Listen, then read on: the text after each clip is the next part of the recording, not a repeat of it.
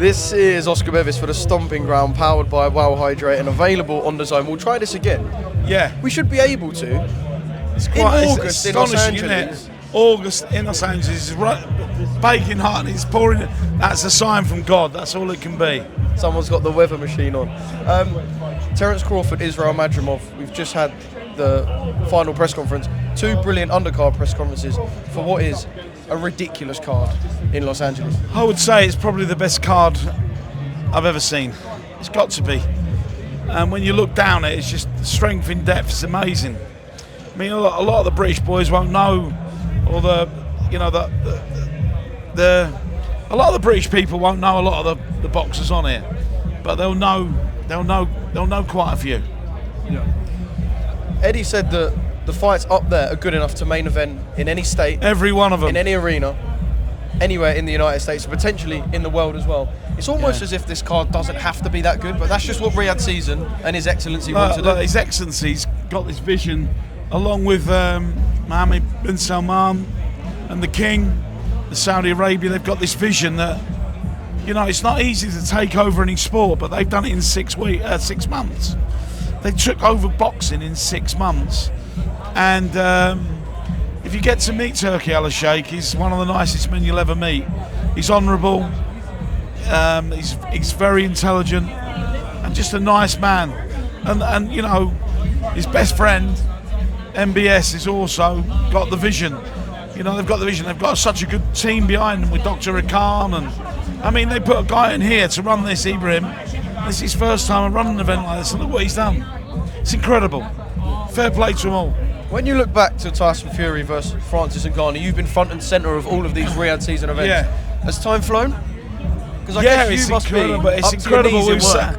We've been sat outside a hotel trying to get the fight done in the first place, and then we're here.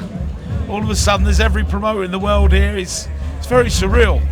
It's I don't know. It takes your breath away, doesn't it?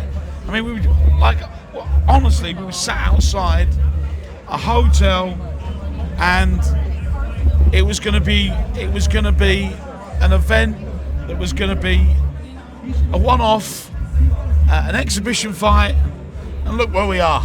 It's absolutely crackers. Did you think it would take this amount of time, it would come this quickly to collectively group all of the promoters? Unless you got, you know, the King and MBS behind you and Turkey, you've got no chance. It just doesn't happen. Turkey's more famous than any boxer now. You know, he was voted the most powerful man in the sport, and that was after 6 months. And he is. They've took over the sport. It's incredible. Yeah. And I'll tell you what, they deserve it. Because if you've ever been to Saudi Arabia, the Saudi Arabian people have got the biggest hearts you've ever seen. They're a lovely people, lovely race of people. And if you've never been to Saudi Arabia, go there. Come to Riyadh Season. Come and watch. Come and see what's going on. There's a lot going on. There really is. And I think you'd love it. So get out to Riyadh Season. Yeah. Wait for October and come to Dimitri Bivol versus Artur Beterbiev. Wow. That is stunning. I've got the privilege to do the card. So he's gave me the card to do. I spoke to George and Frank with their blessing, and Eddie and everybody involved, so just crack on and do it. So I have, and we've done a lot with Ben Shalom and Boxer. We've got a lot of their fighters on. So he comes into the fray now. So, you know, fair play to Ben.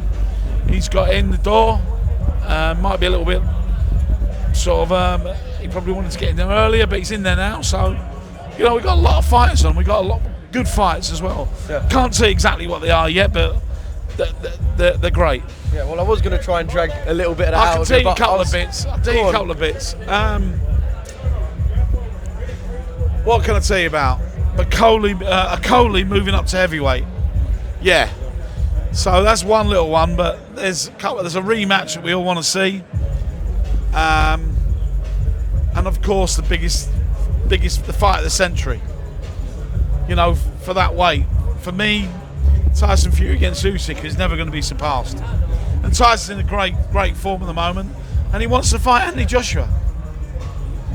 He wants that fight. He wants the Joshua fight. Yeah. So we've got a lot to do. I know this is a huge honour for you, but how much fun are you having? Almost being the man that gets to oversee the joy that we get to watch. Yeah, I mean, look, I don't know really. I don't know. Do you have time to sit back and have fun? No, not really. We just lead a normal life. I go up and see Tyson once a week. I've got my other businesses. I'm a businessman, and this is great fun for me. It's my passion. I love it. I've been in boxing a long time in one way or another, so this is it's like heaven for me. It's like being in heaven. I know the heavyweights, a couple of the boys gave you a lot of praise up there, Martin Bacoli and Jarrell Miller as well. Are they two guys that specifically you're very close with, Spencer? Yeah, look, we have to sometimes put people in fights they perhaps don't want to. But I'm going to say this: Jared Anderson is the future of heavyweight boxing, as is in England Moses Atumu. Those are the big names. They're going to be the big boys.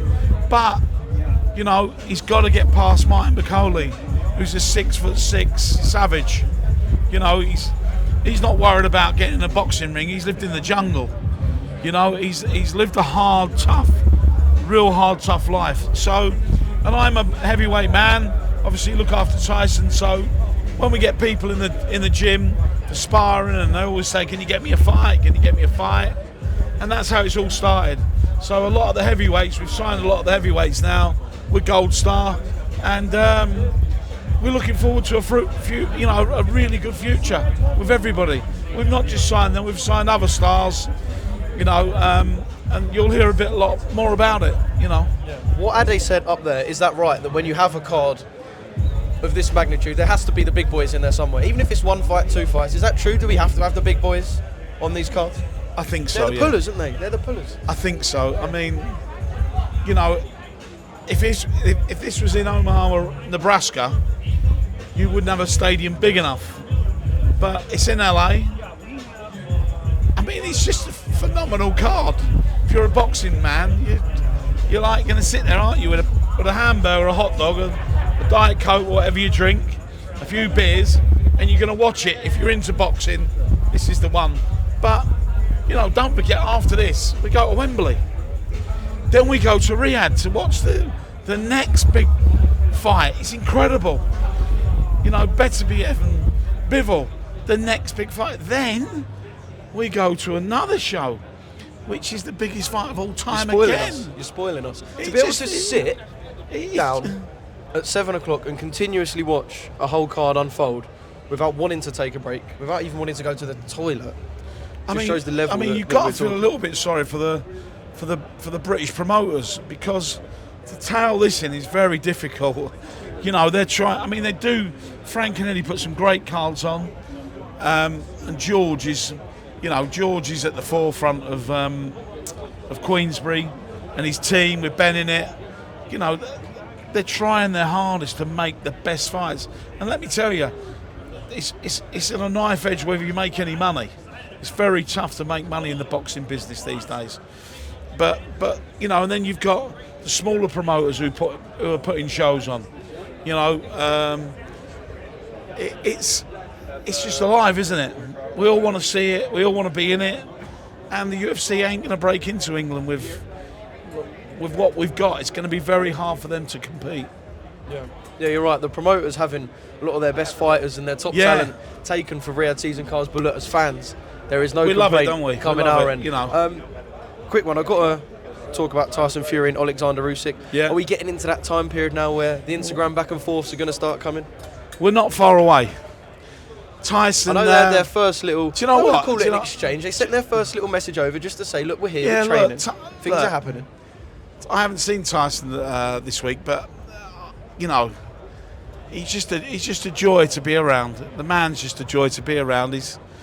And you know what? I thought this defeat might knock him back a little bit, but it's made him more determined. And I think he realises some of the things that maybe he should have done and didn't. And that will be rectified, and I'm looking forward to a fantastic fight. I'm looking forward to him fighting Anthony Joshua as well, because I really do think he will plough through Usyk. Does that mean you believe Anthony Joshua wins the IBF World title on Yes. September the 21st? I do. Yeah. I do believe it, and I do think it's going to happen. But I more think that Tyson Fury is going to win. I'd have my house on it, and I've said that before, and I've been wrong, and I'll take it on the chin. You know, you can call me whatever you want, which I'm sure plenty of people do, but I really think that Tyson will win. Yeah. In terms of the rematch, I know there was a lot spoken about Tyson's corner and whether we're going to see any changes, major or minor. There's going to be none. The success that got him to where he is was that corner. So he's kept it and going into the rematch now, feeling good and full of beans. Tyson's a very, very loyal man. He wouldn't have picked those people in the first place if he didn't think they weren't up to the job. He might change things a little bit around, I don't know. But he's, like I say, he's a very loyal man. And he never kicks people when they're down. And a thorough gentleman and a scholar. If he chooses to move something around a little bit, he will. He's the boss. He's the number one. We're there to make sure his life's easier and everything works. It's like an engine, isn't it? You need things for your engine. You need oil. You need petrol. You need people to do their separate jobs. You need to do them well. Yeah. Spencer, I'm looking forward to Thank you very much. This Riyadh season and what is beyond. Have you got any final words for the fans? Well, No, I'm I'd sure just like looking to forward wish, to sensational I'd just like to wish my friend and brother Turki Al Sheikh a happy birthday. I'd like to thank him for everything he's done for us. Thank you.